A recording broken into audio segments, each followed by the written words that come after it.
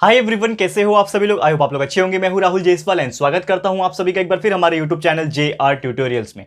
Friends, आज again आपके सामने मोस्ट इंपॉर्टेंट ज्योग्राफी का लेक्चर वीडियो लेकर आ गया। दोस्तों, आप लोग कंटिन्यूअसली डिमांड कर रहे थे कि सर हिस्ट्री तो आप कंटिन्यूअसली पढ़ा रहे हो लेकिन बीच बीच में ज्योग्राफी भी पढ़ाते रहो। तो फाइनली दोस्तों, आज हम लेकर आ गए हैं आपके लिए 8th स्टैंडर्ड के लिए ज्योग्राफी सब्जेक्ट, जिसमें हम लोग पढ़ने वाले हैं, आज स्टार्ट करने वाले हैं एक न्यू चैप्टर, एक फ्रेश एंड बेहतरीन चैप्टर की शुरुआत करेंगे, चैप्टर नंबर 3, जिसका नाम होगा ह्यूमिडिटी एंड क्लाउड्स। आज इसका हम लेक्चर नंबर 1 यानी पहला लेक्चर पढ़ने वाले हैं।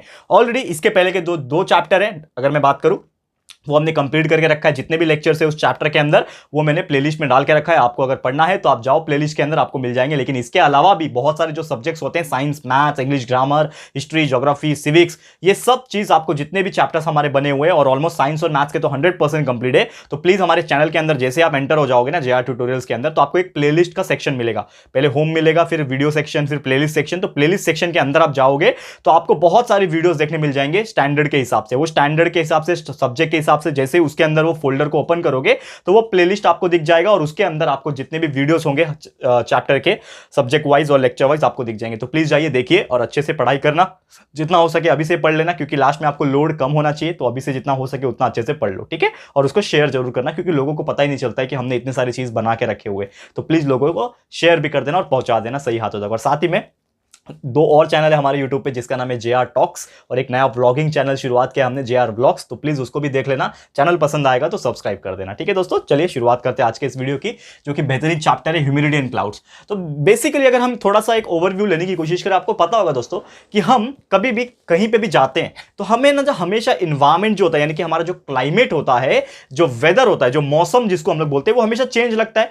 आप अगर मुंबई में हो तो आपको ऐसा लगता है कि बहुत ही ज्यादा गर्मी है या फिर एक बहुत ही ज्यादा ह्यूमिडिटी है यहाँ पे। आप कहीं लाइक ठंडी इलाके में जाते हो तो आपको बहुत ज्यादा यहाँ पे कोल्ड एयर महसूस होता है, रूखापन लगता है हवे में, ऐसा लगता है मॉइस्चर ही नहीं है, पूरा ड्राई लगता है। आप राजस्थान साइड चले जाओ तो ऐसा लगता है कि बहुत ज्यादा गर्म गर्म हवाएं चल रही है। तो ये जो फर्क है वो क्यों है, आप देखते हो ना, आप हमेशा आप कहीं ना कहीं ट्रैवल तो करते होंगे, या फिर नहीं भी करते होंगे तो आपने मूवीज में देखा होगा, पिक्चर्स में देखा होगा, टीवी में देखा होगा। तो ऐसे बहुत सारी चीज आपको देखने मिल जाते हैं। तो ये क्यों होता है? Because of some humidity, evaporation and some other external factors जो एयर के साथ इन्वायरमेंट में होता है। तो ये सब चीज कैसे होता है, क्या होता है, ये हम लोग डिस्कस करने वाले हैं, ठीक है। तो हमेशा हम लोग वेदर कंडीशन के बारे में बात करते हैं, जैसे कि हम डेजर्ट में चले जाए। डेजर्ट मतलब जैसे कुछ इलाके होते हैं राजस्थान में, जहां पे पूरा बोलते हैं ना, रेगिस्तान बोलते हैं ना, पूरा रेत का इलाका होता है। तो वहां पे वेदर कुछ और ही होता है। फिर आप कोस्टल एरिया चले जाओ। कोस्टल एरिया जैसे कि हमारे महाराष्ट्र में हम जहां पे रहते हैं, मुंबई साइड या फिर हमारा जो पालगढ़ डिस्ट्रिक्ट वगैरह है, ये जो एरिया है ये क्या होता है, थोड़ा कोस्टल एरिया, समंदर के किनारे का एरिया। फिर आप कहीं हिली एरिया पे चले जाओ, पहाड़ों वाले इलाके पे चले जाओ, वहां पे मौसम कुछ अलग रहता है।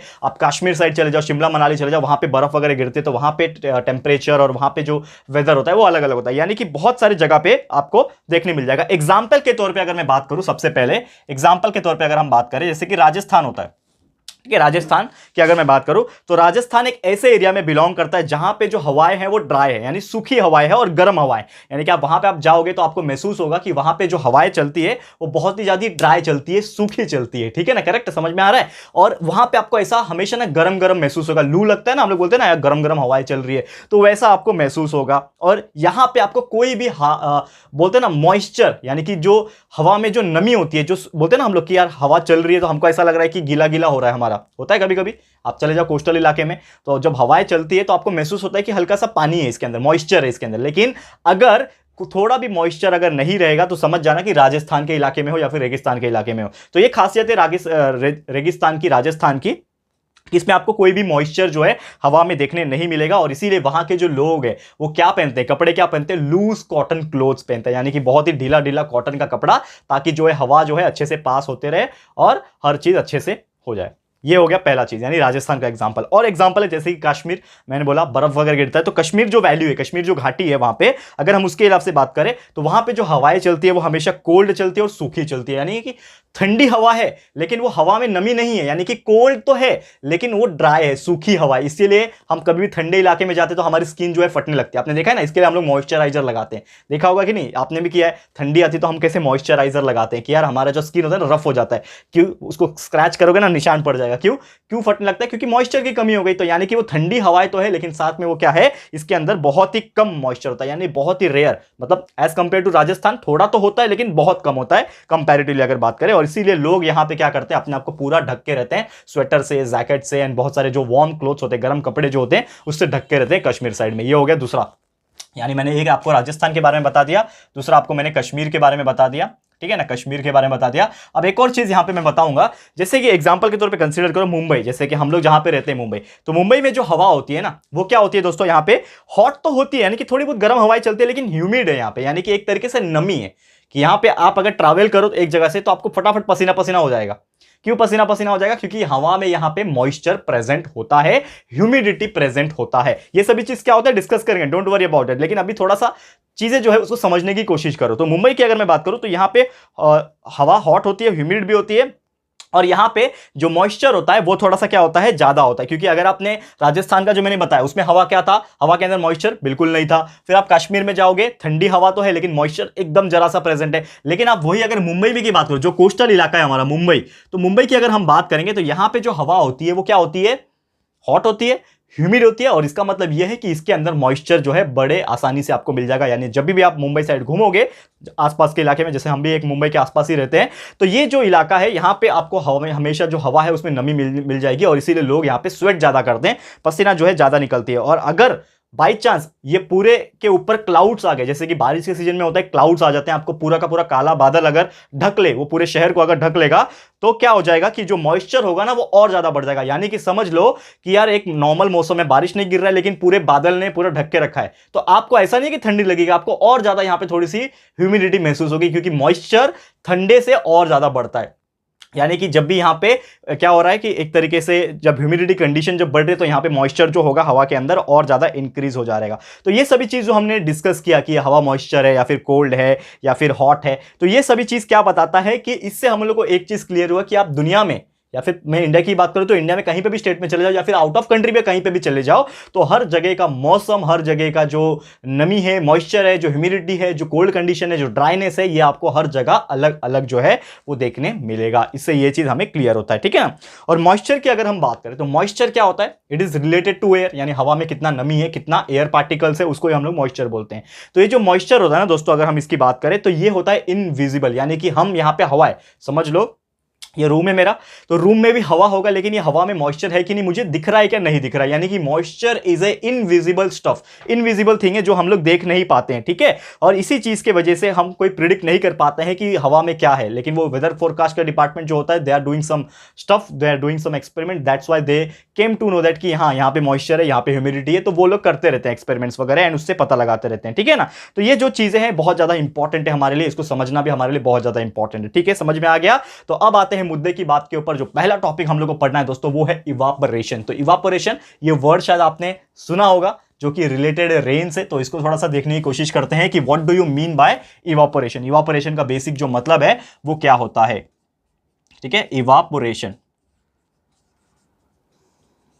ओके, तो चलिए देखते हैं इवापोरेशन क्या होता है। तो इवापोरेशन की बात करूं, नाम से पता चल जाएगा, यानी कि भाप बन के उड़ना। यानी कि आपको पता है एक चीज कि हमेशा जब गर्मी होती है, यानी कि जब समर का सीजन आता है, तो हमारे जो वाटर्स प्रेजेंट है, जैसे कि समुद्र में पानी है, ओशंस में पानी है, नदी में पानी है, तो ये जो पानी होते हैं ये कहीं ना कहीं ड्यू टू द टेम्परेचर वो क्या होते हैं, कन्वर्ट हो जाते हैं स्टीम में। यानी कि प्रॉपर डेफिनेशन की बात करूं तो evaporation is the process of the converting water into steam. आपका जो पानी होता है, ठीक है ना, जो वाटर होता है वो किस में कन्वर्ट हो जाता है दोस्तों, सभी को पता है, स्टीम में। यानी वेपर्स जो होते हैं ना, वेपर्स इन शॉर्ट अगर मैं बात करूं, इसमें कन्वर्ट हो जाता है, एंड इसीलिए ऊपर चले जाता है और क्या बन जाते हैं, क्लाउड्स बन जाते हैं। एंड वो बारिश क्यों होते हैं, ये सभी चीज आगे आएगा इस चैप्टर के अंदर। क्लाउड्स, टाइप्स ऑफ क्लाउड्स भी पढ़ना है, देखो चैप्टर के अंदर क्लाउड्स है ना, वो सब भी पढ़ेंगे, लेकिन आने वाले लेक्चर्स में धीरे धीरे जाएंगे, कोई टेंशन की बात नहीं है, बहुत आराम से हमारा सिलेबस चल रहा है, बहुत ही अच्छा, क्योंकि साइंस और मैथ्स ऑलरेडी दो जो मेन सब्जेक्ट्स है वो तो पहले ही कंप्लीट करके रख दिया है, तो आप जाओ वो सब देख सकते हो, और बाकी जो हम लोग रेगुलर ला रहे हैं वो भी आप कंटिन्यूस देखते रहो। आराम आराम से चलना है, कोई घाई नहीं है, बहुत ही अच्छा, बहुत ही आगे चल रहे हैं हम लोग सिलेबस में।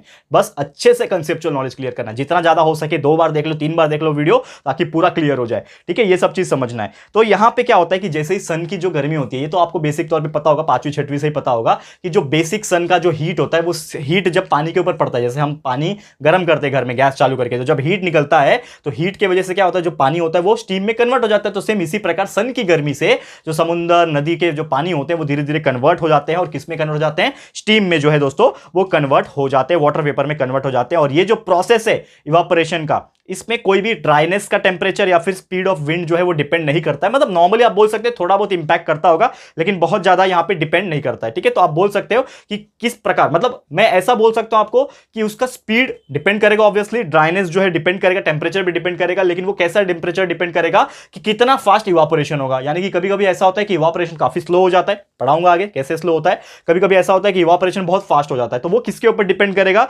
ड्राइनेस के ऊपर, टेम्परेचर के ऊपर, हवा का टेम्परेचर क्या है और स्पीड क्या है हवा का, विंड का, ये सब चीज के ऊपर डिपेंडेंट करेगा। तो यहां पे अगर हम नॉर्मल तौर पे बात करें कि अगर एयर ड्राई है, सुनो ध्यान से मैं क्या बोल रहा हूं कि अगर एयर क्या है, सूखा है, यानी कि ड्राई है अगर एयर, तो यहां पे जो रेट रहेगा इवापोरेशन का वो क्या हो जाएगा, इंक्रीज हो जाएगा। यानी कि जो मेरा इवापोरेशन होगा, जो नमी जो फॉर्म होगा, यानी कि वाटर का स्टीम में जो कन्वर्टर होगा बहुत ही ज्यादा फास्ट तरीके से होगा, इंक्रीज हो जाएगा। कब होगा, जब हवा सूखा होगा। ये समझ में आएगा, ये पहला factor. Whenever the air is dry, हवा सूखा है तो इवापोरेशन और ज्यादा फास्ट होगा। सबसे सिंपल रीजन है बताने का, क्यों होगा, रीजन बताओ, ये तो मैंने बता दिया, लेकिन रीजन क्यों होगा। हवा अगर सूखा है यानी कि उसको नमी की जरूरत है, तो ऑब्वियसली वो एब्जॉर्ब कर लेगा, जितने भी यहाँ पे इवापोरेशन होगा उसको और ज्यादा फास्ट करने की कोशिश करेगा, क्योंकि हवा को क्या चाहिए, नमी चाहिए, यानी कि वाटर चाहिए। ठीक है ना। और दूसरे तौर पे अगर बात करें कि इवापोरेशन जो होता है, अगर मॉइस्ट एयर है, यानी कि अगर हमारा जो एयर है वो मॉइस्ट हो गया, यानी पहले से ही गीला है, पहले से ही हवा में मॉइस्चर प्रेजेंट है, तो वो क्या हो जाएगा, वो टाइम पे जो हमारा जो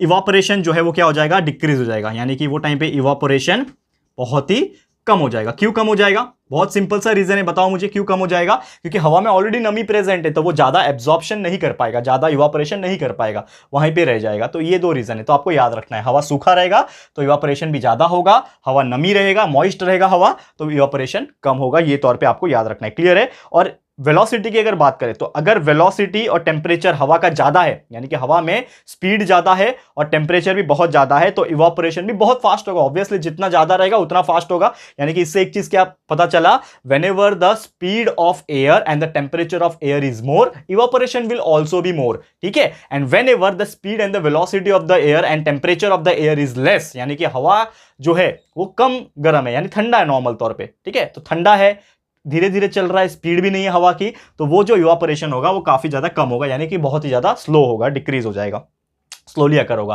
ठीक है, ये सभी चीज आपको बुक्स में भी देखने मिल जाएंगे, हर चीज मैंने यहां पे बता दिया, क्लियर है। तो उम्मीद करता हूं आपको ये चीज समझ में आ गया होगा। अब एक और टॉपिक जो कि बहुत ही बेहतरीन जो हमें पढ़ना है दोस्तों, इवापोरेशन तो पढ़ लिया, बहुत अच्छे से समझ में आ गया होगा आपको। अब एक और टॉपिक है जो कि इस चैप्टर का ना दिल है, यानी कि आप बोलते हैं ना कि सबसे मेन चीज इस चैप्टर का, जो कि है टॉपिक का नाम ह्यूमिडिटी इन द एयर, यानी हवा में ह्यूमिडिटी क्या होता है, इसका डेफिनेशन क्या होता है, ये हम लोग थोड़ा सा समझने की कोशिश करते हैं। बहुत ही बेहतरीन टॉपिक है, तो इसको समझ लेते हैं, फिर हम लोग आज का जो लेक्चर है इसको स्टॉप करेंगे, बाकी नेक्स्ट लेक्चर में कंटिन्यू करेंगे। ठीक है ना। तो फटाफट से देख लेते हैं कि what do you mean by humidity in the air. हमारा जो टॉपिक है, हेडिंग डाल देता हूं सबसे पहले मैं, humidity in the air, humidity in the air. Okay, अब चलो इसको देखते हैं। ह्यूमिडिटी इन द एयर की अगर मैं बात करूं कि the proportion of the water vapour in the air, यानी हवा में, हमारा जो हवा है ऊपर का, हवा में कितना वाटर वेपर प्रेजेंट है पहले से ही, वो हमारा बताता है ह्यूमिडिटी। यानी the proportion of the water vapour in the air is called as the humidity. Simple सा डेफिनेशन है, समझ में आ रहा है मैं क्या बोल रहा हूं। यानी हवा में कितना ज्यादा वाटर वेपर पहले से प्रेजेंट है, कितना वाटर वेपर प्रेजेंट है, वो हमारा बताएगा ह्यूमिडिटी ज्यादा है कि ह्यूमिडिटी कम है, ये बताएगा। समझ में आ रहा है। तो जो ड्राइनेस होता है, यानी सूखापन जो होता है, और जो डैम्पनेस होता है, यानी जो गीलापन होता है, वो यहां पे किसके ऊपर डिपेंड करता है, हवा में कितना ज्यादा वाटर वेपर प्रेजेंट होता है। यानी कि इन शॉर्ट वो किसके ऊपर डिपेंड कर रहा है, ह्यूमिडिटी के ऊपर डिपेंड करता है। क्लियर हो गया दोस्तों, उम्मीद करता हूं कि ये चीज समझ में आ गया होगा।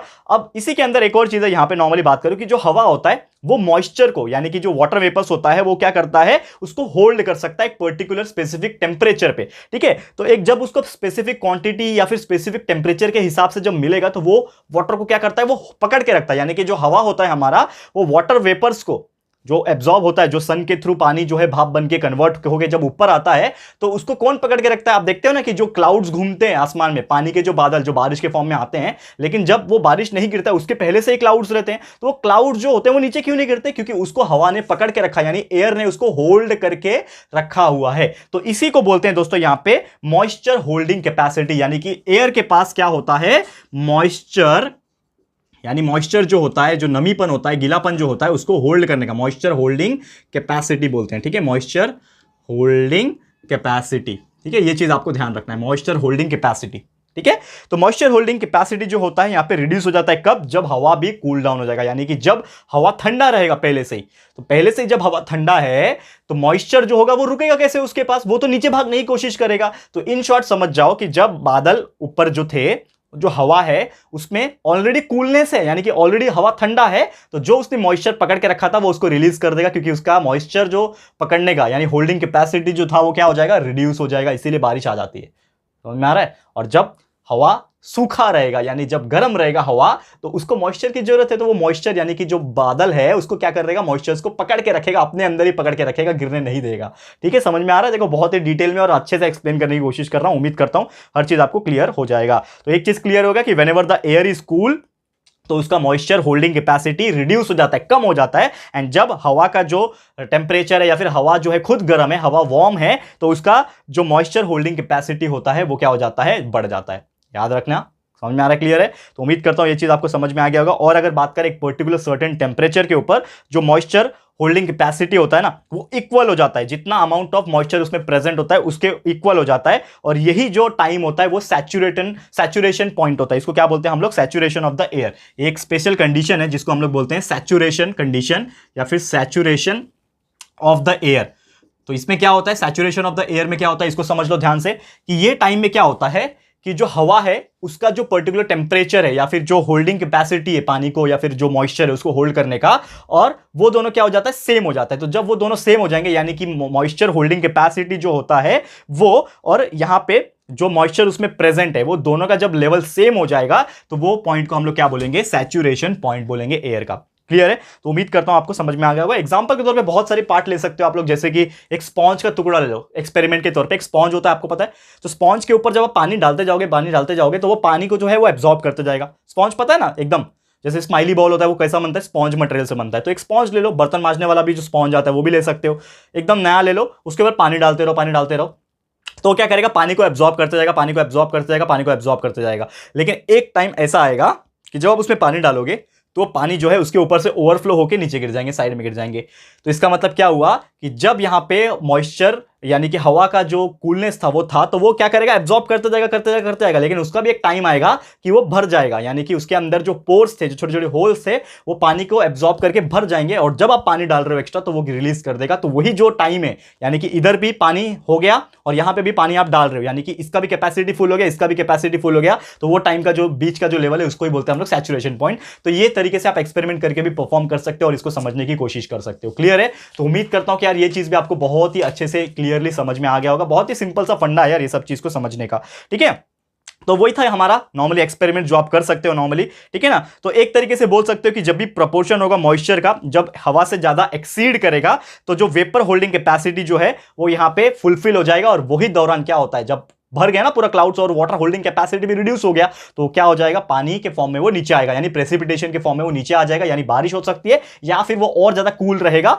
तो स्नो के फॉर्म में भी वो नीचे गिर सकता है। इस हिसाब से होता है। और मॉइस्चर होल्डिंग कैपेसिटी जो होता है ना हवा का, वो टेम्परेचर के ऊपर भी डिपेंड करता है, जैसे मैं बार बार बोलता हूं यहाँ पे। तो जितना ज्यादा हायर टेम्परेचर रहेगा उतना यहाँ पे हायर होल्डिंग कैपेसिटी रहेगा, ये मैंने बताया। जितना ज्यादा टेम्परेचर कम रहेगा उतना यहाँ पे होल्डिंग कैपेसिटी भी कम रहेगा। समझ में आ गया? क्योंकि ऑलरेडी कूल है तो वो और कूल नहीं ले सकता, तो इसके लिए नीचे डाल देता है वो बारिश के फॉर्म में। ठीक है, तो ये याद रखना, यही बस इंपॉर्टेंट चीज है, ये आपको याद रखना है। लेकिन जैसे जैसे हम लोग अगर बात करें, हम लोग हायर जाएंगे, यानी कि ऊपर की तरफ जब जाएंगे ना, आसमान की तरफ जब जाएंगे तो हायर जाएंगे, तो जो वेपर होल्डिंग कैपेसिटी हवा का जो होता है वो इंक्रीज होते जाता है। यानी कि जैसे जैसे हम लोग ऊपर जाते हैं वैसे वैसे जो वेपर होल्डिंग कैपेसिटी होता है हवा का वो डिक्रीज होने लगता है। यानी कि एक तरीके से वो ज्यादा हवा को, वाटर वेपर को एब्जॉर्ब नहीं कर सकता। इसके लिए जो क्लाउड्स होते हैं वो यहाँ पे ज्यादा नजदीक ही होते हैं, यानी एकदम टॉप पे नहीं होते। आप जितना ऊपर जाओगे वहां पे आपको क्लाउड्स देखने नहीं मिलेंगे। क्यों? क्योंकि नीचे में ही वो एब्जॉर्ब कर सकता है, क्योंकि जो वेपर का होल्डिंग कैपेसिटी होता है उसका वो एक पर्टिकुलर हाइट तक ही होता है। लेकिन जितना आप इंक्रीज करोगे आपके हाइट को, यानी कि आप जितना हायर एल्टीट्यूड पे जाओगे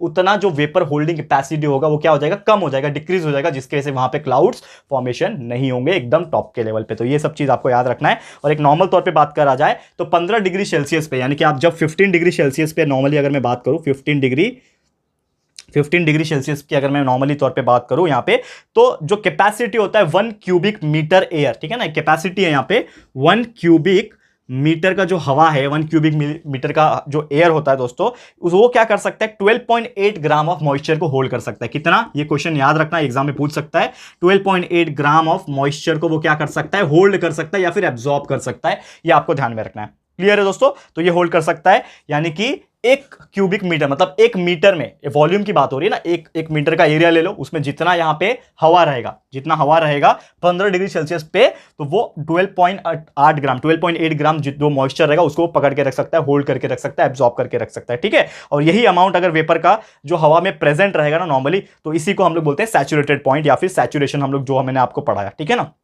और हमेशा जो ह्यूमिडिटी होता है, इसीलिए अलग अलग तरीके से हम एक्सप्रेस करते रहते हैं। तो ह्यूमिडिटी को एक्सप्रेस करने के लिए ऐसे बहुत सारे तरीके, एक होता है आपका एब्सोल्यूट ह्यूमिडिटी, जैसे मैंने बोला ह्यूमिडिटी को हम अलग अलग तरीके से बता सकते हैं। तो एक ह्यूमिडिटी होता है एब्सोल्यूट ह्यूमिडिटी, एक होता है दोस्तों रिलेटिव ह्यूमिडिटी। तो ये सभी चीज क्या होता है, ये सब पार्ट जो हम लोग डिस्कस करेंगे, लेकिन आज नहीं, हम इसको पढ़ाएंगे आपको अगले लेक्चर में, यानी कि फटाफट से आपको लेक्चर नंबर 2 भी मैं लेकर आ जाऊंगा, जिसमें हम लोग आगे का जो पार्ट है ह्यूमिडिटी का, एब्सोल्यूट ह्यूमिडिटी क्या होता है, रिलेटिव ह्यूमिडिटी क्या होता है, और उसके आगे की कुछ चीजें हैं, वो सभी चीज हम डिस्कस करेंगे, लेकिन हमारे अगले लेक्चर में। तो बस आज का वीडियो यहीं पे मैं समाप्त करता हूं, स्टॉप करता हूं, जल्द लेकर आ जाऊंगा आपके लिए लेक्चर नंबर 2। ठीक है दोस्तों, तो आज के लिए इतना ही। ये वीडियो आपको कैसा लगा दोस्तों, प्लीज हमें कमेंट करके बताइएगा, अपनी राय और सजेशन जरूर से दीजिएगा। और अगर आपको ये वीडियो पसंद आया है, अच्छा लगा है दोस्तों, तो प्लीज वीडियो को लाइक कीजिएगा, शेयर जरूर से कर देना यार।